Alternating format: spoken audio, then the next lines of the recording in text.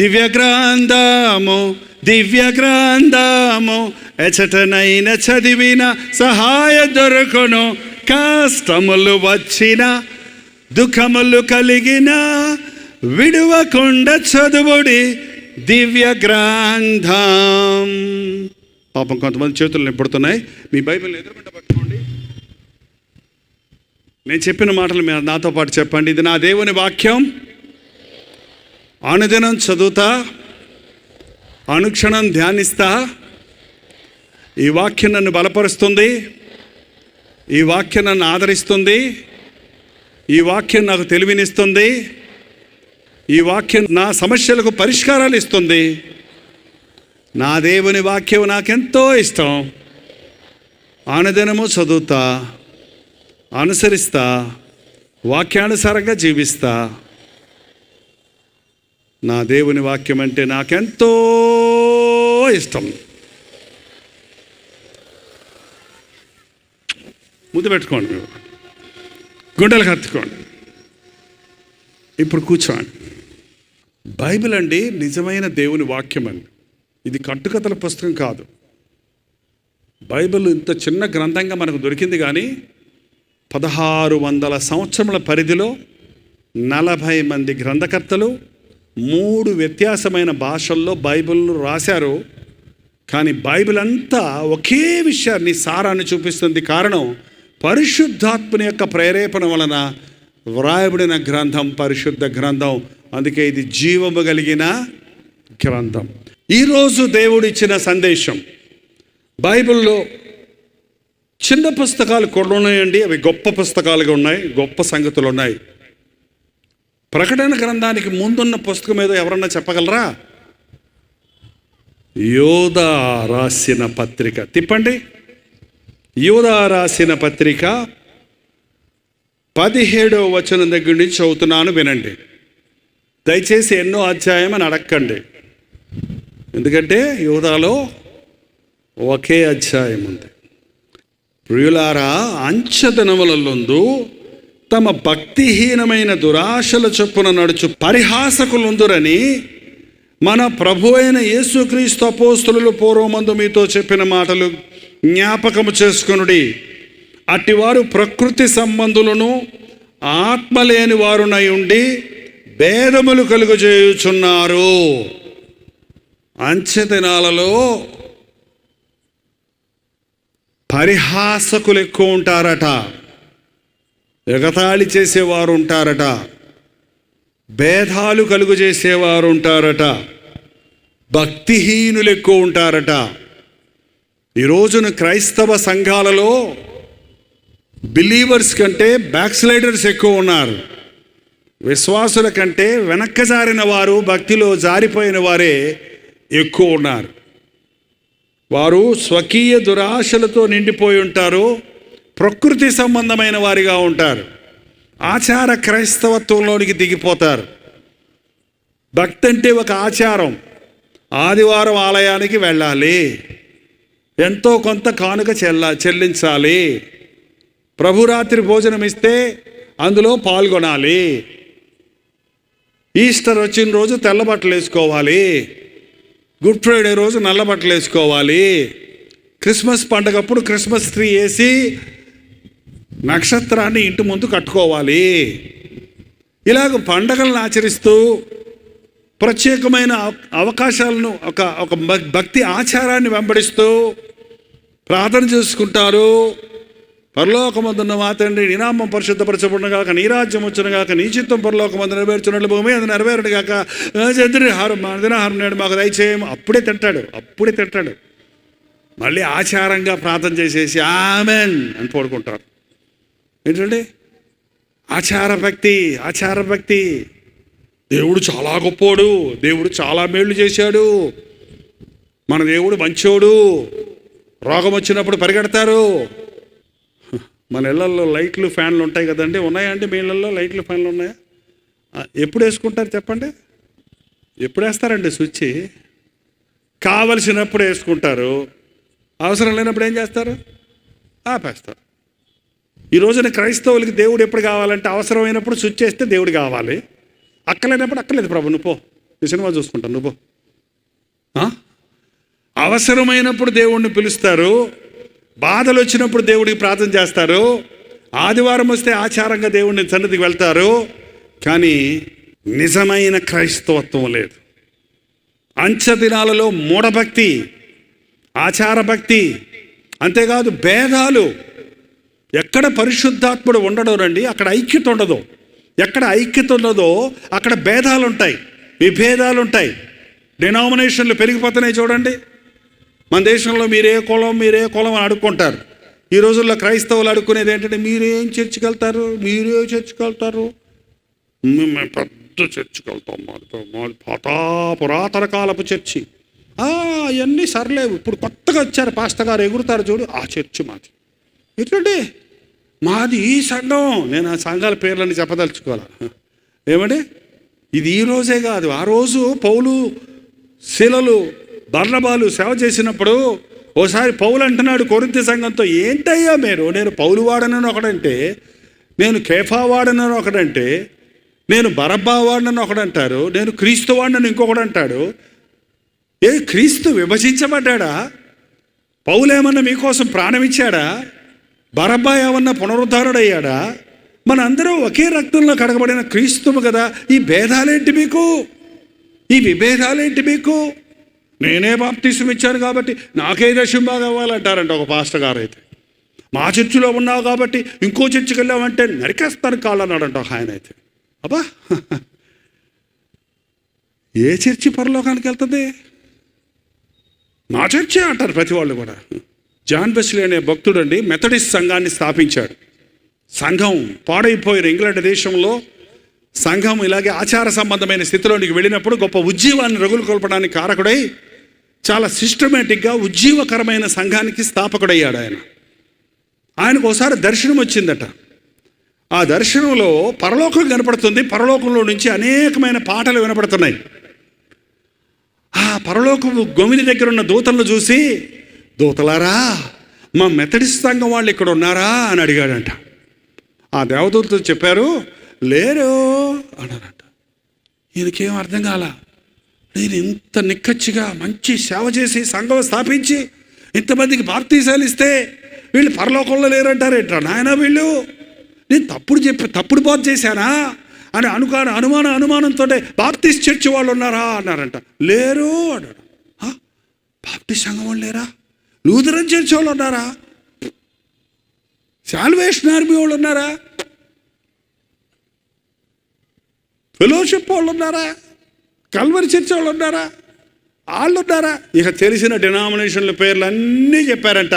అన్నిటికీ దూతలు చెప్పింది వాడు, లేరు లేరు లేరు. ఏమైపోయారా బాబు? కల్వరి ఉజ్జీవ సభలకు వచ్చిన వాళ్ళు ఉన్నారా? అయ్యో, ఏమైపోయారు ఈ క్రైస్తవులందరూ? ఇన్ని పాటలు పాడారే, ఇంత ప్రార్థనలు చేశారే, ఇన్ని కానుకలు ఇచ్చారే, ఇన్ని చర్చిల్లో గంటలు మోగాయే అని బాధగా ఆలోచించుకుంటూ నడుచుకుంటూ వెళ్తుంటేనట నరకం కనపడిందంట.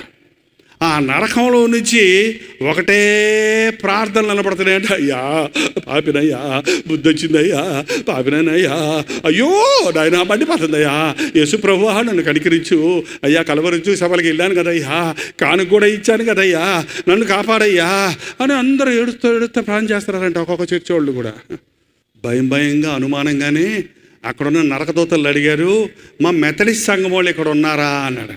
ఉన్నారు అన్నాడు. సంగతి బాప్టిస్ట్ చర్చి వాళ్ళు ఉన్నారు. కొంతమందికి మనోడు ఫెయిల్ అయితే, మీ అబ్బాయి ఫెయిల్ అయ్యాడా? మీ అబ్బాయి కూడా ఫెయిల్ అయ్యాడా? ఫోన్లే నాయన.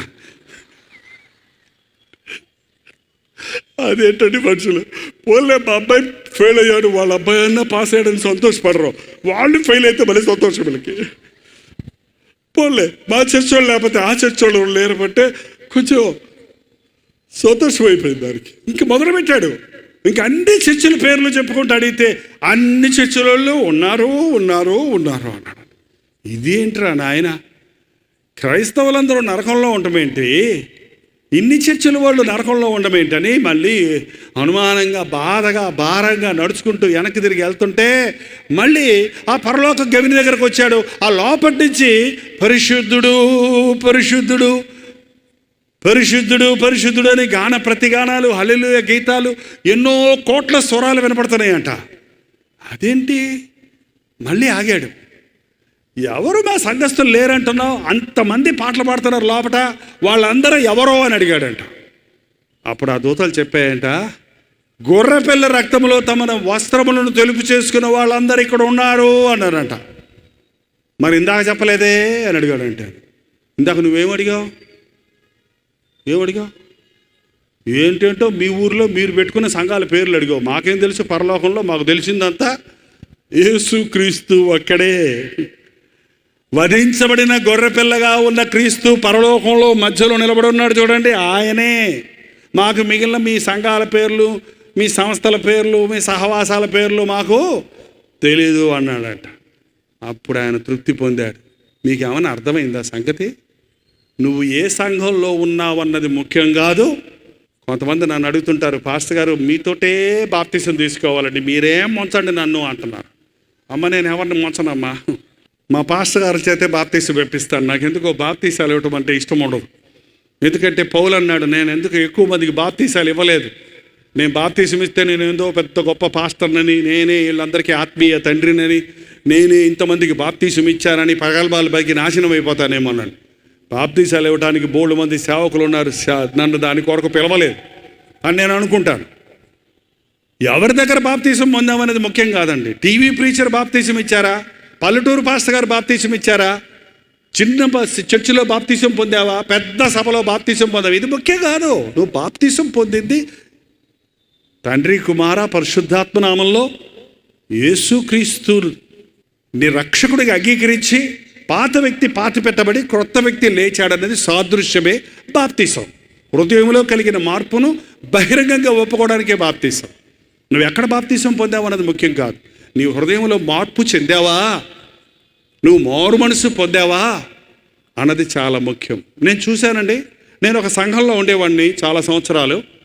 మా సంఘంలో మాకేం నేర్పించేవారంటే, ఈ ఒక్క సంఘమే మంచిది, ప్రపంచంలో ఉన్న సంఘాలన్నీ సరికాదు, ఇది ఒక్కటే పరలోకానికి వెళ్తుంది. అంటే నేను కూడా పాపం కుర్రోండి కదా, బైబిల్ ట్రైనింగ్లో ఉన్నాం కదా, మా సంఘం అని వైరాగ్యం కలిగి ఉండేవాడిని. కానీ ఎలాగో దేవుడి కృప వల్ల నన్ను దేవుడు బయటపడేశాడు ఆ సంఘంలో నుంచి. ఒక తన్ను తన్నారు వాళ్ళే, తంటే బయటపడ్డా. బయటపడితే కనపడుతుందంటే ఏంటి, ఎంత పెద్ద సేవలు జరుగుతున్నాయో, ఎంతమంది సేవకులు ఉన్నారో, ఎన్ని సంఘాలు ఉన్నాయో అన్నది నాకు అర్థమైంది. కొంతమంది ఎప్పుడు నూతిలో కప్పలాగా ఉంటారండి. నూతిలో కప్ప అంటదంట, లోకం అంటే ఇదే. ఓ బుల్లి కప్ప అంట ఎగిరి పొరపాటున నూతిలో నుంచి బయటపడిందంట.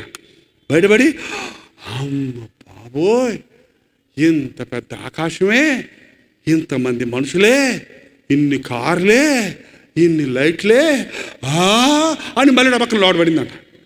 లోపల పడి లోపల ఉన్న కప్పలన్నింటినీ సమకూర్చి, ఓయ్ కప్పలారా రండి, నేను లోకాన్ని చూశాను, అది ఎంత పెద్దదో తెలుసా, అది ఎంత బాగుందో తెలుసా, అది ఎన్ని లైట్లు ఉండదో తెలుసా అని ఊపించి ఊరిస్తుంటే బుల్లి బుల్లి కప్పలన్నీ చుట్టూ చేరితే ముసలి కప్ప ఒకటి ఉందంట, పెద్ద కప్ప. అది ఏంటే తాత నేను లోకాన్ని చూశాను అందంట. నీ పిల్ల, నీకేం తెలుసు, ఇదే లోకమే మన లోకం కాదు తాత, చాలా పెద్ద లోకం ఉంది తాత. ఎంత పెద్దది ఏంటి అని అడిగిందంట. చాలా పెద్దది అందంట. ఆ కప్ప పొట్టిట్ట పెట్టి ఎంత ఉంటుందా అందంట. అంతకంటే పెద్ద ఎంత ఉంటుందా అండి, అంతకంటే పెద్ద ఎంత అండి, అంతకంటే పెద్ద ఎంత పొట్ట బయలు తెచ్చిందంట. ఏలియా అన్నాడు, నేనే రోషం కలిగిన ప్రవక్తని. అంటే నీలాంటి వాళ్ళు చాలామంది ఉన్నారయ్యా, నువ్వు అక్కడవే కాదు, బయలుకు మొక్కన వాళ్ళు కొన్ని వేల మంది ఉన్నారని ప్రభు చెప్పాడు చూడండి. కొన్నిసార్లు మనం అనుకుంటాం నేనే పెద్ద పాస్టర్ని, నాలాంటి పాస్టర్ ప్రపంచంలో లేడు, ఆంధ్రప్రదేశ్లోని ఇలాంటి పాస్టర్ లేడు, ఇలాంటి సంఘం లేదు, ఇలాంటి మందిరం లేదు, ఇలాంటి సేవ లేదు, ఇలాంటి పవర్ లేదు అని వెర్రవేదుంటారు కొంతమంది. తప్పు. నిన్ను వాడుకున్న ప్రభు ఇంకొకళ్ళు వాడుకుంటాడు. ఎవరు ఆయనకి లోబడతారో, ఎవరు ఆయన్ని ఘనపరుస్తారో ఆయన్ని ఘనపరుస్తాడు. అది నువ్వైనా నేనైనా. అబ్రహామును ఆశీర్వదించిన దేవుడు, ఇస్సాకును ఆశీర్వదించిన దేవుడు, యాకోబును ఆశీర్వదించిన దేవుడు, ఈ రోజున విరిగి నలిగిన వారిని ఆశీర్వదించడానికి సిద్ధంగా ఉన్నాడు. బయటకు వచ్చాక తెలిసింది నాకు. చాలా సంఘాల్లోకి వెళ్ళి ప్రసంగం చేశాను. ఏ సంఘం వాళ్ళు పిలిచినా సరే వెళ్ళిపోయేవాడిని. ఆ సంఘం సరిలేదు, డాక్టరీన్ సరిలేదు అని నేను వెళ్ళను అని ఒకరోజు అంటే ప్రభు అన్నాడు, సరిలేదు కాబట్టి నువ్వు వెళ్ళవయ్యా, సరిలేదు కాబట్టి వెళ్ళు, నేను చెప్పమన్న మాటలు చెప్పు అంటే వెళ్ళేవాడిని. ఒక్కొక్కరు కోపించి మళ్ళీ పిలిచేవాళ్ళు కాదు, కానీ వెళ్ళిన చోట వెళ్ళి వాక్యం చెప్పొచ్చేవాడిని. అప్పుడు అర్థం చేసుకున్నాను ఏంటంటే, ఇది చాలా స్పిరిచువల్ సంఘము, మంచి సంఘం, ఇది మంచి ప్రార్థనాపరుల సంఘము అనుకున్న సంఘంలో వేషధారులు ఉన్నారండి, ప్రార్థన లేని వాళ్ళు ఉన్నారండి. ఈ సంఘం సరిలేదు, ఈ పాస్టర్ గారు సరిలేరు అన్న సంఘాల్లో కూడా నిజమైన విశ్వాసాలు ఉన్నారండి. అర్థమవుతుంది, అర్థం కావట్లేదా? నువ్వు ఏ సంఘంలో ఉన్నావో అది ముఖ్యం కాదు. నీ హృదయంలో క్రీస్తున్నాడా? నీ విశ్వాసాన్ని నువ్వు కాపాడుకుంటున్నావా? చుట్టూన్న వారిని చూసి నీ భాషను, నీ వేషాన్ని, నీ భక్తిని నీరుగారుస్తున్నావా? లేక నేను రోషం కలిగిన దేవుని కొరకు జీవిస్తానని తీర్మానం చేసుకుంటున్నావా? ఆయా స్థలాల్లో దేవుడు నిన్నొక ప్రతినిధిగా ఉండాలని కోరుకుంటున్నాడు, ఒక రాయబారిగా ఉండాలని కోరుకుంటున్నాడు, ఒక సాక్షిగా నీ ఇంటి వారి మధ్య, నీ సంఘస్థుల మధ్య, నీ సేవ మధ్య నీవు నిక్కచ్చైన క్రైస్తవుడుగా ఉండాలని ఆశపడుతున్నాడు. ఈరోజు నేను ఒక నిక్కచ్చైన క్రైస్తవురాలుగా ఉంటాను అన్న వాళ్ళు మాత్రం అని చెప్పండి. నిజంగానేనా? ప్రపంచం మారిపోద్ది. అయితే నెల్లూరే కాదు, ఆంధ్రప్రదేశే కాదు, తెలంగాణయే కాదు, ప్రపంచమే మారిపోద్ది. బండ సందుల్లో కనుక కలిగిన వాడు ఒక్కడుంటే చాలు, నేను దేశాన్ని బాగు చేస్తానన్నాడు ప్రభు. ఈ రాత్రి చెప్తున్నాడు, జ్ఞాపకం చేసుకోండి. అంచె దినాలలో మనుషులు భక్తిని నీరుగారుస్తారు, భక్తిహీనులు అయిపోతారు, మొదటి ప్రేమను పోగొట్టుకుంటారు. పక్కవాళ్ళు మా పాస్టర్ గారే ప్రార్థన చేయరు, నేనెందుకు చేయాలి? ఆ పెద్ద విశ్వాసే చర్చికి సరిగా రాడు, నేనెందుకు వెళ్ళాలి? ఏంటంటే అని అనేకులు ఇతరులను చూసి ఈ రోజున నీరుగారిపోతున్నారు. ఈ అంచె దినాల్లో పరిహాసకులను చూసి మీరు మీ విశ్వాసాన్ని పోగొట్టుకోవద్దు, భక్తిహీనులుగా మారొద్దు అని యోధా ఆనాటి పరిశుద్ధులను హెచ్చరిస్తున్నాడు. ఈ అంచె దినాలలో ఉన్న మనకి ఈ హెచ్చరికను అనుగ్రహిస్తున్నాడు. లేచి నిలబడండి, దయచేసి అలాగే నిలబడి ఉండండి, కళ్ళు మూసుకోనండి, మీ హృదయాన్ని తెరిచి దేవునితో మీరు మాట్లాడుకోనండి. ఇక్కడ నేను ప్రార్థిస్తూ ఉండగా పరిశుద్ధాత్ముడు ఈ రాత్రి మన మధ్య ఒక అద్భుతాన్ని జరిగించడానికి సిద్ధంగా ఉన్నాడు. ప్రార్థన. నాతో మాట్లాడయ్యా, నాతో మాట్లాడు నాయన, ఈ రాత్రి నాతో మాట్లాడయ్యా. నీ పరిశుద్ధాత్మను నా మీద కుమరించు నాయన. నీ మెల్లని స్వరాన్ని వినిపింపజేయి తండ్రి. నా పాపపు కట్ల నుంచి విడిపించబడాలి, నా రోగాల నుంచి నేను స్వస్థత పొందాలి, నా సమస్యలన్నీ పరిష్కరించబడాలి. కృంగిన స్థితిలో వచ్చానయ్యా, సంతోషంతో నేను ఇక్కడి నుంచి తిరిగి వెళ్ళాలి. నా యేసయ్య నాతో మాట్లాడాడు, నా బాధలు తీర్చాడు, నా రోగాలను స్వస్థపరిచాడు, నా సమస్యలకు పరిష్కారాలు ఇచ్చాడు. నా యేసయ్య నేను నమ్ముకున్నాను, నా ప్రభువు నాకున్నాడు, ఆయన నాకు చాలు. ఆయన త్వరలో రారాజుగా రాబోతున్నాడు, ఆయన మేఘారుడై రాబోతున్నాడు. ఈ పాప శరీరము నుండి, ఈ మట్టి శరీరము నుండి నన్ను విడిపించి మహిమ శరీరాన్ని నాకు ఇవ్వడానికి, నిత్యరాజ్య వారసుడిగా నన్ను చేయడానికి నా యేసయ్య నా కోసం రాబోతున్నాడు అన్న నిరీక్షణతో ఇక్కడ నుండి వెళ్ళడానికి మాకు సహాయం ఇచ్చేయి నాయన. ఈ రాత్రి నిండైన దీవెనలు మా మీద కుమ్మరించి నజరేయుడైన యేసు క్రీస్తు నామములో ఈ ఆవరణలో ఉన్న ప్రతి ఒక్కరూ వారి వారి కొరతల నుండి, బలహీనతల నుండి, వ్యాధుల నుండి, సమస్యల నుండి పరిష్కరించబడిన వారిగా ఇక్కడ నుండి వెళ్ళుటకు సహాయము చేయమని యేసు క్రీస్తు నామములో అడుగుచున్నాము తండ్రి. ఆమేన్, ఆమేన్, ఆమేన్.